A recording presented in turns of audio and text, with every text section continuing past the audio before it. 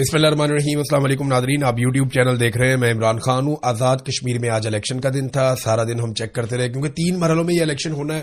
ایک مرحلے میں ابھی میرپور ڈویژن میں ہو رہا ہے، پھر مظفر آباد میں لے کر جائیں گے اور آخر میں راولا کوٹ سائڈ پہ یہ آ جائیں گے پونچھ ڈویژن میں۔ تو میرپور سے اس کا آغاز کیا گیا۔ نواز شریف نے بڑا زور لگایا، بلاول نے بڑا زور لگایا اور دعوے کیے جا رہے تھے کہ بہت بڑی تعداد میں لوگ نکلیں گے، لائنیں لگ جائیں گی، لوگ لائنوں میں لگ کے ووٹ ڈالیں گے۔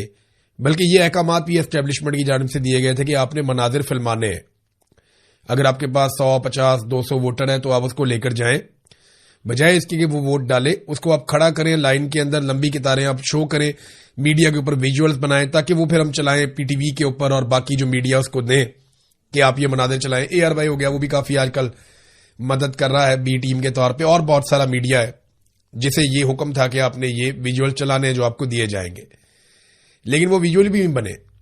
یہ اتنے نالائق ہیں، اتنے نکمے ہیں کہ یہ اپنے ملازموں کی کتاریں بھی نہیں دکھا سکے۔ آزاد کشمیر کے لوگ ووٹ کے اندر اگر کوئی آیا بھی ہے نا تو ایسا لگا کہ جیسے وہ اپنی توہین سمجھ رہے ہیں کہ جناب ہم تو ویڈیو اپنی بنانا ہی نہیں چاہتے، ہم چاہتے ہی نہیں ہے کہ جناب کوئی ہمیں دیکھے، کوئی اگر بہت مجبوری میں آ بھی گیا ہے تو، کیونکہ لوگوں کو یہ پتا ہے کہ انہوں نے آزاد کشمیر میں رہنا ہے۔ وہاں بچے شہید ہو رہے ہیں، نوجوان شہید ہو رہے ہیں، سیکورٹی فورسز گولیاں مار رہی ہیں، لوگوں کے گھروں کے اندر داخل ہو کے توڑ پھوڑ کر دیتے ہیں، سڑکیں ان کی بند کی ہوئی ہیں، کھانا ان کا بند کیا ہوا ہے، گندم کی ٹرک واپس بھیج دی ہیں۔ تو پھر آپ جب اتنا تنگ کریں گے ایک علاقے کے لوگوں کو تو رد عمل تو ان کا آئے گا، اور وہ رد عمل ہم نے دیکھا۔ اب ماضی کی نسبت جو ٹرن آؤٹ ہے یا لوگوں کی ووٹ ڈالنے کی خواہش ہے وہ نہ ہونے کے برابر تھی۔ یعنی بہت ہی کم لوگ نکلے ووٹ ڈالنے کے لیے۔ آزاد کشمیر کے الیکشن میں اسٹیبلشمنٹ نے جو ڈرامہ کرنے کی کوشش کی وہ ڈرامہ مکمل طور پہ فلاپ ہو گیا۔ اب تک تو یہی دکھائی دے رہا ہے۔ عوامی سطح پر الیکشن کا مکمل ہی بائیکاٹ تھا۔ بے شمار میرے پاس پولنگ سٹیشنز کی ویڈیوز ہیں، وہ آزاد کشمیر کے لوگ وہاں پہ کھڑے ہو کر ویڈیوز بناتے تھے اور بتاتے تھے دیکھو کوئی بھی نہیں آیا، یہ دیکھیں ہم کھڑے ہیں، یہ اتنے گھنٹے ہو گئے کوئی بھی نہیں آیا، یہ دیکھیں اتنے گھنٹے اور گزر گئے کوئی بھی نہیں آیا۔ تو الگ الگ پولنگ سٹیشن سے لوگ بنا کر بھیج رہے تھے۔ باہر جو کیمپ لگے ہوئے تھے پیپلز پارٹی اور پی ایم ایل این کے، ہو کا عالم تھا خالی، لوگوں کو اتنی دلچسپی نہیں تھی کہ وہ کیمپ لگا کے وہاں پہ بیٹھ جائیں۔ اچھا، اس کے برعکس جو آزاد کشمیر کے شہری ہیں، خواتین ہیں یا لوگ ہیں، ان لوگوں نے چھوٹی چھوٹی ریلیاں نکالی الیکشن کے خلاف، اور وہ اس الیکشن کو ایک ڈھونگ قرار دے رہے تھے۔ تو اس وقت جو آزاد کشمیر کے اندر انتخابات ہوئے وہ پاکستان کی ملٹری اسٹیبلشمنٹ نے زبردستی مسلط کیے اپنی بی ٹیم پولیٹیکل پارٹیز کے ساتھ مل کر، جنہیں آزاد کشمیر کے عوام نے مکمل طور پر مسترد کر دیا۔ یہ ہے ٹوٹل ملا کے خبر۔ اگر آپ یہ کہیں کہ بہت زیادہ ووٹ پڑے، 10% بھی نہیں پڑے، لیکن یہ ووٹ نکلیں گے زیادہ۔ جب یہ گنتی کریں گے تو ان کے اندر ووٹ شامل کر دیں گے۔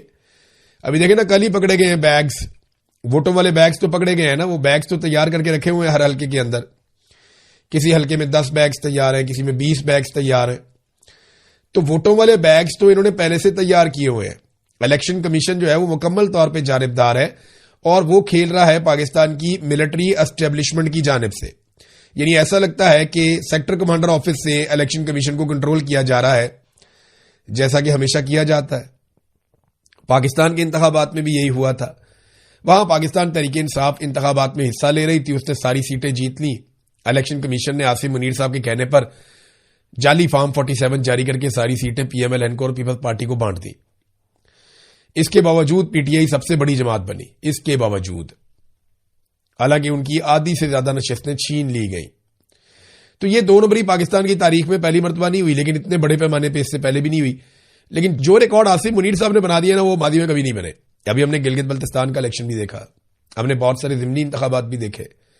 آج ہم آزاد کشمیر کا الیکشن جو ہے اس کی گنتی اب اس وقت ہو رہی ہے جب میں یہ ویڈیو ریکارڈ کر رہا ہوں، تو وہ بھی آپ دیکھ لیں گے۔ ہمیشہ یہ ہوتا تھا کہ کیونکہ لوگ زیادہ آ جاتے تھے ووٹ ڈالنے کے لیے، لوگوں کا رش لگا ہوا ہوتا تھا، لائنیں لگی ہوئی ہوتی تھیں، لوگ پولنگ سٹیشنز کے اندر داخل ہو جاتے تھے، تو اس لیے پولنگ کا ٹائم الیکشن کمیشن جو ہے وہ 1 گھنٹہ بڑھا دیتا تھا، کبھی 1 گھنٹہ، کبھی تھوڑا اوپر نیچے کر کے بڑھا دیتا تھا کہ جناب ہم ٹائم اس لیے بڑھا رہے ہیں کہ جتنے لوگ آ چکے ہیں انہیں موقع دیں اور وہ ووٹ ڈال دیں۔ اس مرتبہ عجیب کام یہ ہوا کہ ٹائم اس لیے بڑھایا گیا کہ شاید کوئی ووٹ ڈالنے ہی آ جائے۔ یہ الٹا کام ہو گیا۔ پہلے رش کی وجہ سے ٹائم بڑھایا جاتا تھا، اس مرتبہ خالی ہونے کی وجہ سے ٹائم بڑھایا گیا۔ بالکل ہی خالی پڑا ہوا بھائی، اگر کسی نے آنا ہے تو ہم 1 گھنٹے کا اور ٹائم دے رہے ہیں, ڈیڈ لائن میں اضافہ کر رہے ہیں, آگے اللہ کا واسطہ ووٹ ڈال کے چلے جائیں. یہ حالات ہیں. پولیس مکمل طور پہ پولیٹیسائز ہو گئی ہے. مثال کے طور پہ آپ یہ پولیس والے کا سٹیٹمنٹ دیکھیں جو آئی جی آفس نے سٹیٹمنٹ جاری کیا, بڑا انٹرسٹنگ ہے. وہ کہتے ہیں جی میرپور ڈویژن کی عوام کا احتجاج کے بجائے ووٹ کی طاقت پر اعتماد کا اظہار. بھئی تم مامے لگتے ہو, لوگ اگر احتجاج کرتے ہیں تو ان کا آئینی اور قانونی حق ہے, وہ اگر ووٹ ڈالتے ہیں تو ان کا آئینی اور قانونی حق ہے. تم کیوں مامے بنتے ہو بیچ میں, اگر کہتے ہو جناب کہ ہم اس پہ بڑے خوش ہو رہے ہیں. اب وہ کہتے ہیں آزاد جموں کشمیر قانون ساز اسمبلی کے 2026 کے عام انتخابات کے پہلے مرحلے میں آج میرپور ڈویژن میں انتخابات کے سلسلے میں میرپور ڈویژن کی عوام نے احتجاج کی بجائے ووٹ کی طاقت پر اعتماد کا اظہار کر دیا. عوام نے انتشار اور احتجاج کا رستہ اختیار کرنے کے بجائے اپنے آئینی, قانونی اور جمہوری حق رائے دہی کے استعمال کو ترجیح دیتے ہوئے ووٹ کے ذریعے فیصلہ کرنے کا انتخاب کیا. یہ پولیس ہے جو یہ کہہ رہی ہے. آپ اندازہ کریں, پولیس بی ٹیم بنی ہوئی ہے ملٹری اسٹیبلشمنٹ کی, اور ملٹری اسٹیبلشمنٹ پاکستان کی وہ ہے جن کا سیاست کرنے کا 70 سال سے زیادہ کا تجربہ ہے. پاکستان کی سب سے پرانی اور بڑی پولیٹیکل پارٹی اس وقت پاکستان کی ملٹری اسٹیبلشمنٹ ہے.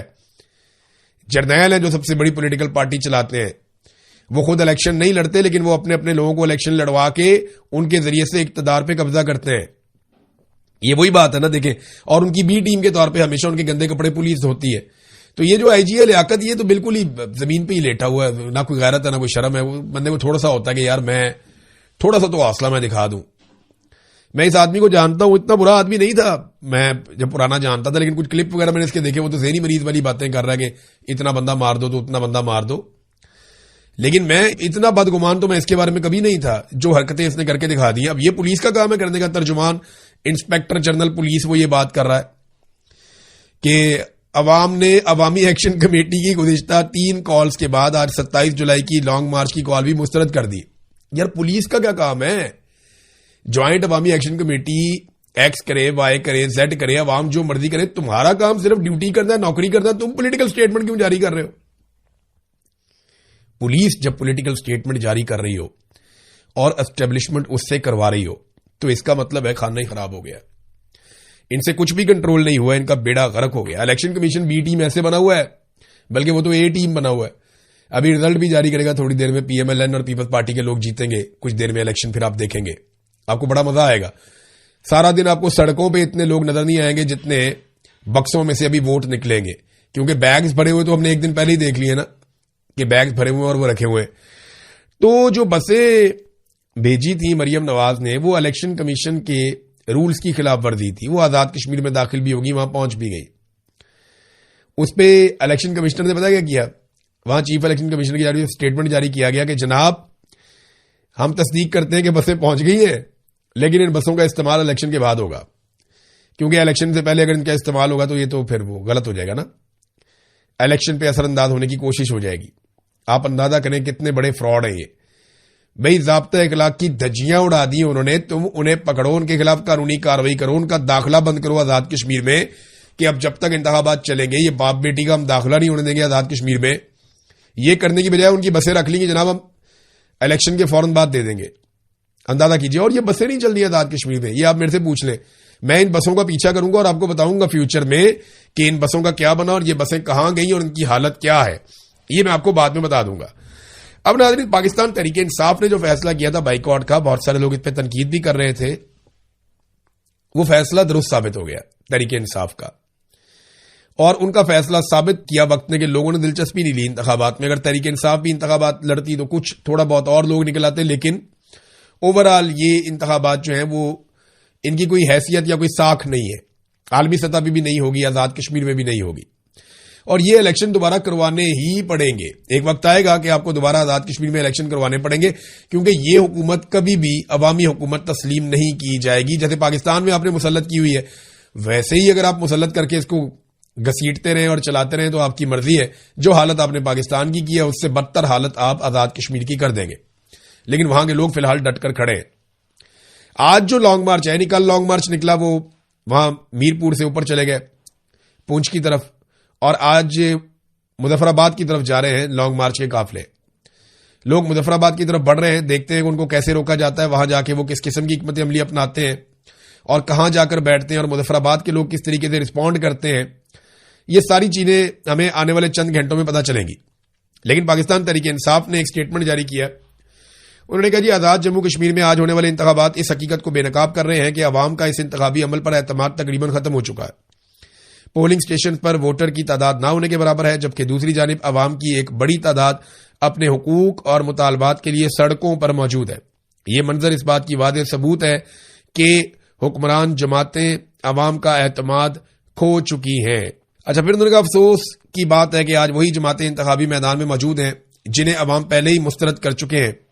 مسلم لیگ نون اور پیپلز پارٹی اقتدار کی بندر بانٹ میں مصروف ہیں، جبکہ کشمیری عوام اپنے بنیادی حقوق، مسائل اور حقیقی نمائندگی کے لیے آواز بلند کر رہے ہیں. بہرحال آزاد کشمیر کے عوام نے مکمل طور پہ ان انتخابات کو مسترد کر دیا ہے اور اب ان کی کوئی قانونی، آئینی یا اخلاقی حیثیت یا ساکھ وہ باقی نہیں رہی. اب آ جائیں ناظرین ایک اور خبر کی طرف. یہ بھی خبر بڑی امپورٹنٹ ہے. اس میں اقوام متحدہ کی جانب سے عمران خان صاحب کو لے کر ایک مطالبہ کیا گیا ہے.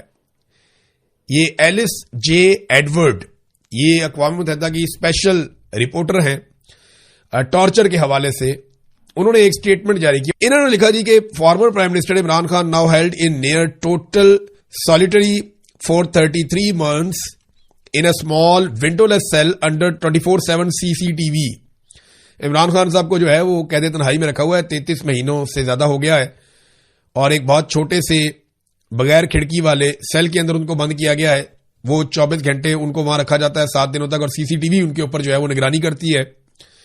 یہ سی سی ٹی وی کیمراز وغیرہ جو لگے ہوتے ہیں. آفن مور دین 2 weeks کنٹینیوسلی. ایسا بھی ہوا کئی دفعہ کہ 2 ہفتے تک ان کو لگاتار وداؤٹ ایکسرسائز اور میننگ فل ہیومن کانٹیکٹ، 2 ہفتے تک انہیں کسی انسان سے بالکل ہی ان کا کانٹیکٹ نہیں ہوا اور انہیں ایکسرسائز کرنے کی بھی اجازت نہیں دی گئی. This far exceeds the Mandela rules. یہ جناب خلاف ورزی ہے مینڈیلا رولز کی. نیلسن منڈیلا کے حوالے سے ان کے نام کو استعمال کرتے ہوئے رولز بنائے گئے تھے اور یہ طے کیا گیا تھا کہ قیدیوں کو کیا سہولتیں دی جائیں گی اور کس حالات میں قیدیوں کو رکھا جائے گا اور کون کون سی چیزیں تشدد کے زمرے میں آتی ہیں. I call on Pakistan to restore humane conditions. میں پاکستان سے یہ مطالبہ کرتی ہوں کہ وہ فوری طور پہ جو عمران خان صاحب کے انسانی حقوق ہیں یا جو قیدیوں کے حقوق ہیں انہیں وہ بحال کریں. یہ اب مطالبہ اقوام متحدہ کی جانب سے آیا، لیکن پاکستان کی سرکار کو پرواہ کوئی نہیں ہے. وجہ یہ ہے کہ پرواہ کیوں کرے؟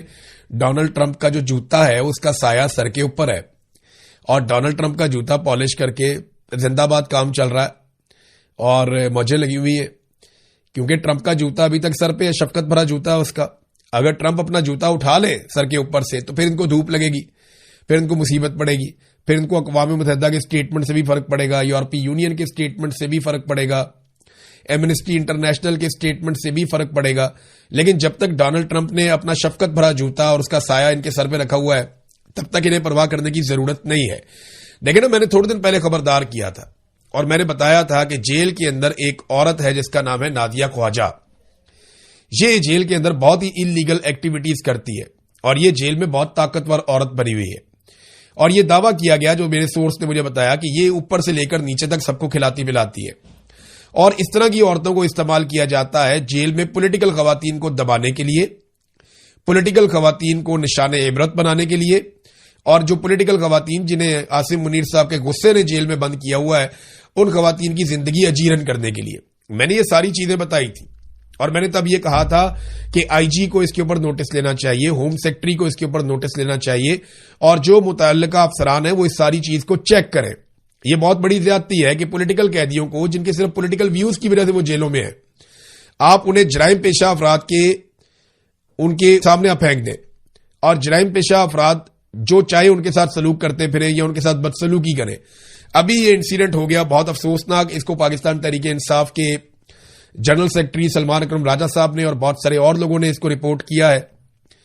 پتہ یہ چلا کہ جو نادیہ خواجہ نامی عورت ہے، میں نے پہلے خبردار کیا تھا اور وہی حرکت ہوئی ہے. یہ عورت 10 خواتین کے ساتھ بیرک میں داخل ہوئی. اب بتائیں یہ کیسے آ سکتی ہے 10 خواتین کو لے کر؟ جیل کے اندر ایسے تو نہیں ہوتا کہ آپ دندناتے پھریں، آپ کا دل کر رہا ہے آپ ادھر چلے جائیں، اس بیرک میں چلے جائیں، ادھر چلے جائیں، ایسے نہیں ہوتا. اب یہ 10 خواتین کو لے کر بیرک میں داخل ہوئی تو عالیہ حمزہ صاحبہ واش روم سے آ رہی تھیں تو انہیں گلے سے پکڑ لیا اور تشدد شروع کر دیا. اب یہ ایک جان لیوا حملہ ہے. اب کسی خاتون کا گلا دبائیں تو اس کی موت ہو سکتی ہے. تو پھر وہاں پہ جو باقی پاکستان تحریک انصاف کی خواتین ہیں جن میں صنم جاوید، فلک جاوید، دیگر خواتین، انہوں نے بھاگ کر عالیہ حمزہ کو چھڑوایا اور ان کی جان بچائی. اور اس میں ان خواتین کو ان عورتوں کے ناخن بھی لگے اور یہ معمولی زخمی بھی ہوئی. اب معاملہ یہ ہے کہ رات کو خواتین سو رہی ہوں اور یہ گینگ اسی طرح آ کے ان کے اوپر اٹیک کر کے ان کو جان سے مار دے تو اس کا جواب کون دے گا؟ یہ میں پہلے اس لیے کہہ چکا ہوں کہ ذمہ دار اس کا آئی جی جیل خانہ جات ہے، نمبر 1. نمبر 2 ہوم سیکٹری، وہ بھی اس کے لیے ذمہ دار ہے، اس کو رسپانسبلٹی لینی پڑے گی. اور جیل کا جتنا عملہ وہاں پہ موجود ہے، superintendent of Kot Lakhpat jail اور اس کے ساتھ جو باقی لوگ ہیں وہ سارے بھی ذمہ دار ہیں. یہ عورت تو قیدی ہے، یہ جیل کے اندر اگر کچھ کر رہی ہے تو اس کے لیے ذمہ داری جو انتظامیہ ہے ان کی ہے، اور ان کو پہلے خبردار کیا تھا. میں نے آج سے 2 یا 3 دن پہلے یہ ویلاگ کر کے بتایا تھا. یہ آپ چھوٹا سا کلپ سن لیں، آپ کو پتا چل جائے گا. میرے پاس جیل کے اندر سے خبر آئی ہے، یہ کوٹ لکھپت جیل کے اندر سے میں آپ کو خبر دے رہا ہوں. جو جیل کا عملہ ہے ان میں سے ایک خاتون نے مجھے جو خبر دی وہ میں آپ کے سامنے رکھ دیتا ہوں. یہ نازیہ خواجہ نامی ایک خاتون ہے، ایک عورت ہے جو جیل کے اندر بند ہے، اور اس کو اسپیشل جگہ پہ رکھا گیا ہے. ایسی جگہ پہ رکھا گیا ہے جہاں پہ خواتین قیدیوں کو زیادہ دیر تک نہیں رکھا جاتا، لیکن اس کو اسپیشل سٹیٹس جیل کے اندر دیا گیا ہے. یہ نازیہ خواجہ نامی جو خاتون ہے یہ دعویٰ کرتی ہے کہ انمول پنکی کے ساتھ بھی اس کے تعلقات ہیں، اور جیل میں اس کو بہت پروٹوکول دیا جاتا ہے. جیل کا عملہ بھی پریشان ہے کہ اس کو اتنا پروٹوکول کیوں ملتا ہے. اور یہ وہاں جیل میں سب کو کہتی پھرتی ہے کہ جناب میرے تو تعلقات اوپر تک ہیں، تو جو میں پیسہ خرچ کرتی ہوں وہ تو آئی جی تک جاتا ہے اور جیلر تک جاتا ہے اور ہر جگہ پہ جاتا ہے. یہ جیل میں چوڑی ہو کے پھرتی ہے یہ عورت. نام ہے اس کا نازیہ خواجہ. اس کی 3 بیٹیاں بھی مبینہ طور پہ اس کے ساتھ جیل کے اندر بند ہیں، یہ بھی دعویٰ کیا گیا. اور یہ بھی بتایا گیا کہ یہ جیل کے اندر منرل واٹر کی جو بوتلیں ہیں ان کے اندر شراب بھی سپلائی کرتی. اس کو جیل میں سگریٹ، ویپ اور نشہ اور ہر طرح کی چیزیں لانے کی اجازت ہے، اور یہ باقاعدہ منشیات کا کاروبار کرتی ہے، اور اس نے پوری جیل کا ماحول خراب کیا ہوا ہے. وہاں پہ خواتین جو ہیں ان کو ہر چیز سپلائی کی جاتی ہے، اور جرائم پیشہ خواتین کے اندر پاکستان تحریک انصاف کی خواتین کو جان بوجھ کر مکس کر کے رکھا جا رہا ہے. میں نے ان سے پوچھا جی آپ کے جیل کا کوئی طریقہ کار نہیں ہے، کوئی ایسا مینول نہیں ہے کہ یہ سیاسی قیدی ہیں ان کو الگ رکھیں، یہ عادی مجرم قیدی ہیں ان کو الگ رکھیں، یہ منشیات والے ہیں ان کو ادھر رکھیں؟ انہوں نے کہا جی سارا کچھ ہی ہوتا ہے، لیکن اس وقت پاکستان تحریک انصاف کی خواتین کو تنگ کرنے کے لیے جان بوجھ کے انہیں ایسی عورتوں میں بند کیا جاتا ہے جو ہارڈ کور کرمنلز ہیں. وہ آپس میں بھی لڑتی جھگڑتی رہتی ہیں اور ان کو بھی اریٹیٹ کرتی رہتی ہیں، اور وہ نشہ کرتی ہیں جس کی وجہ سے یہ گھریلو خواتین ہیں. ان کا صرف ایک جرم ہے نا کہ ان کا ایک موقف ہے، وہ پولیٹیکل خواتین ہے، مجرم تو نہیں ہے نا، کوئی جرائم پیشہ تو نہیں ہے، تو ان کو بند کیا جاتا ہے ان کے ساتھ، اور یہ بڑی زیادتی ہے. تو مجھے وہ جو سورس ہے انہوں نے کہا کہ جی آپ یہ خبر ضرور دیں، ہمیں امید ہے کہ آپ یہ خبر دیں گے تو اس کی انکوائری ہوگی کہ یہ خاتون اور ان کی جو بیٹیاں ہیں انہوں نے یہ جو ڈرگ کا سلسلہ شروع کیا ہوا ہے جیل کے اندر، اور جس آرام سے وہ ایک سیل کے اندر رہ رہی ہیں، جس طرح وہ اپنا ٹائم گزار رہی ہیں، یہ بہت بڑی زیادتی ہے. اور سیاسی قیدیوں کو ان کے ذریعے سے پریشان کیا جاتا ہے، ایسی عورتوں کے ذریعے سے. بہرحال یہ میں نے معاملہ آپ کے سامنے رکھ دیا، اب دیکھتے ہیں کہ اس کے اوپر کیا انکوائری ہوتی ہے. تو دیکھیں میں نے پہلے بتایا تھا لیکن کچھ بھی نہیں ہوا، تو ابھی بھی وقت ہے اس کی انکوائری کریں اور اس معاملے کو سنجیدگی سے دیکھیں. یہ ناظرین ایک اور رپورٹ ہے یہ میرے پاس، یہ رپورٹ ہے Pakistan institute of development economics کی. یہ رپورٹ کہتی کیا ہے کہ پاکستان میں شرح غربت 40% سے زائد، دیہی علاقوں میں یعنی جو گاؤں والے علاقے ہیں وہاں پہ 50% سے زائد بڑھ گئی ہے غربت. بلوچستان میں سب سے زیادہ غربت ہے 70%. وہاں پہ ہم آپریشن ضرور کرتے ہیں لیکن ہم غربت ان کی دور نہیں کرتے، حالانکہ معدنیات کے نقطہ نظر سے وہ پاکستان کا سب سے امیر صوبہ ہونا چاہیے، لیکن 70% غربت وہاں پہ ہے جہاں دوسرے صوبے میں بہت زیادہ وسائل ہیں، جہاں بجلی بنتی ہے، جہاں پانی کے وسائل شاندار ہیں، جہاں پہ بہت ساری معدنیات ہیں، وہ خیبر پختونخوا ہے، یہاں پہ 48% غربت. اور جو گاؤں دیہات ہے وہاں پہ زیادہ غربت ہے، شہری علاقوں میں کچھ کم غربت ہے. تو یہ ڈیٹا سرکاری ہے، میرا نہیں ہے. تو غربت میں پاکستان میں لگاتار اضافہ ہو رہا ہے، لیکن اگر آپ ان کی گاڑیاں اور جہاز دیکھیں تو آپ حیران ہو جائیں گے. ابھی میں وہ ویڈیو دیکھ رہا تھا کہ مریم نواز کے قافلے میں 50 کے قریب گاڑیاں ہوتی ہیں اور ساری امپورٹڈ گاڑیاں ہوتی ہیں، بڑی گاڑیاں ہوتی ہیں. جو جیمرز والی گاڑی ہے وہ بھی بہت قیمتی اور بڑی گاڑی ہے. یعنی وہ LC300 ٹویوٹا کی بڑی شاندار گاڑیاں ہیں, BMW, مرسڈیز, ٹویوٹا کی شاندار جو ٹاپ آف دا لائن گاڑیاں ہیں, بڑی بڑی گاڑیاں, یہ وہ ان کو استعمال کرتے ہیں. چھوٹے موٹی گاڑیوں میں بھی ایٹ لیسٹ جو ہے وہ 2.25 کروڑ کی وہ فارچونر گاڑی ہے وہ ہوتی ہے. تو یہ 50 گاڑیوں کے قافلے میں تو مریم نواز جاتی ہے, نواز شریف جاتا ہے, شہباز شریف جاتا ہے. اور یہ ایک میں آپ کو ویڈیو دکھاتا ہوں, یہ انڈین آرمی چیف ہے, دیکھیں آپ, یہ انڈین آرمی چیف ہے, یہ نیا آیا, یہ ابھی اپوائنٹ ہوا تھوڑا عرصہ پہلے, انڈین آرمی چیف, اس کا نام ہے دھیرج سیٹھ. یہ جس گاڑی سے اترا ہے نا وہ ماروتی ہے, یہ سزوکی ماروتی ہے, یہ انڈیا میں بنتی ہے. یہ پاکستانی اتنی مہنگی نہیں, پاکستانی 30 لاکھ کی ہوگی یہ گاڑی. تو انڈیا میں یہ سزوکی ماروتی جو گاڑی بنتی ہے, اس میں سے ان کا آرمی چیف اتر کے آ رہا ہے. آپ سوچیں کہ آپ کا آرمی چیف تو چھوڑ دیں, بہت دور کی بات ہے, آپ کا سیکٹر کمانڈر بھی اس لیول کی گاڑی استعمال کرتا ہے؟ نہیں کرتا. اسی لیے تو انڈیا جنگ ہار جاتا ہے ہم سے, اسی لیے تو انڈیا ترقی نہیں کر رہا, اسی لیے تو انڈیا میں جمہوریت نہیں ہے, اسی لیے تو انڈیا کی اکانومی بیٹھ گئی ہے, اسی لیے تو انڈیا برباد ہو گیا, کیونکہ اس کے آرمی چیف کو پتہ ہی نہیں ہے کہ کس طرح کی گاڑی میں بیٹھنا ہے یا کیسی لگژری لائف اس کے لیے ہونی چاہیے. سزوکی ماروتی کے اندر ہی بیٹھ گیا, آ گیا بیوقوف آدمی. کچھ ہمارے والوں سے سیکھتا تو اسے پتا چلتا کہ کس طریقے سے گاڑیوں میں بیٹھا جاتا ہے اور کس قسم کی گاڑیوں اور جہازوں میں پھرا جاتا ہے. بہرحال یہ تنقید اس لیے ہے کہ دونوں ملک بہت غریب ہیں. میری بات کا برا نہ بنائے کوئی, میں کسی دفاعی نقطہ نظر سے نہیں کہہ رہا. آپ ٹینک خریدنا, دنیا کا سب سے مہنگا ٹینک لے لو.